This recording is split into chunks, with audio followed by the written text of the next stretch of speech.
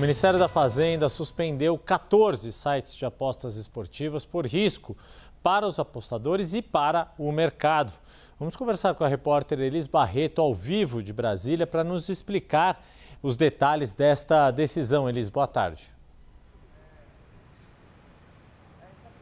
Boa tarde para você, Yuri, Débora, a todos que nos acompanham aqui na CNN. Yuri, esses processos foram instaurados pela Secretaria de Prêmios e Apostas em agosto do ano passado, ou seja, essas decisões cautelares vêm um ano depois da instauração desses processos. E segundo o Ministério da Fazenda, o descumprimento dessas regras por parte dessas empresas de apostas esportivas dificulta o monitoramento e a fiscalização por parte do governo ao mercado regulado de aposta. Entre os motivos para a instauração desses processos, segundo o Ministério da Fazenda, então, estão a falta do envio de informações de apostas, apostadores e carteiras de apostadores, fazendo com que essas empresas infrinjam o artigo 10 da portaria que regulamentou as apostas esportivas aqui no Brasil. E um desses 6 processos que você citou, na verdade, trata da falta de envio de uma documentação necessária sobre o quadro societário real de uma dessas empresas de apostas esportivas. Os sites afetados por essa decisão, então, são administrados pelas seguintes empresas: PixBet, 01Bet, Enseada, Select, Nexus e RR Participações.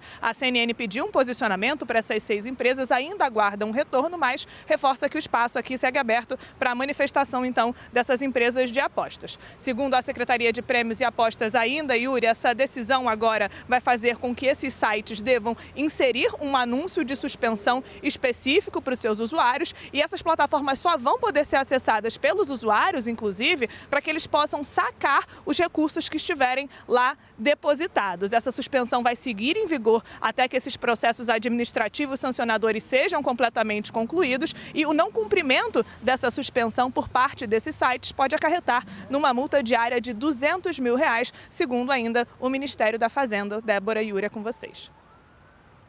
Muito obrigada, Elis Barreto, pelas informações ao vivo aqui de Brasília. Bom trabalho para você. Agora, a gente vai para o Rio de Janeiro, onde um plano para retomar territórios dominados pelo crime organizado nas comunidades depende de decisões aqui de Brasília. O ministro Alexandre de Moraes, do Supremo Tribunal Federal, quer um parecer da Procuradoria-Geral da República na chamada ADPF das favelas. Quem vai explicar essa história para a gente é o repórter Rodrigo Monteiro, direto do Rio de Janeiro, porque é um tema, Rodrigo, polêmico, que mexe com a vida de milhões de cariocas, né? Boa tarde para você, bem-vindo.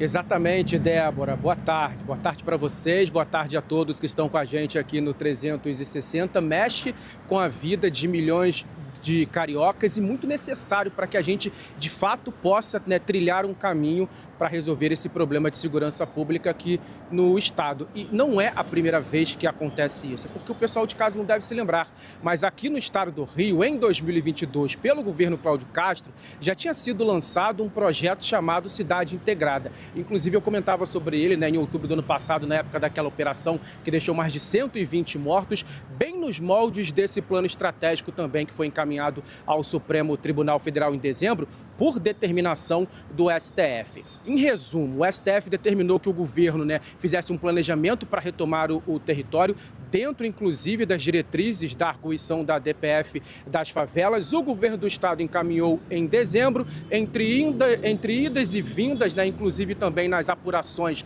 das perícias da Operação Contenção, aquela de outubro, foram feitas várias exigências ali, né, várias determinações do Supremo Tribunal Federal, principalmente com relação aos relatórios, aos documentos, aos laudos, às imagens, né, das câmeras corporais, para que tudo fosse periciado pela Polícia Federal.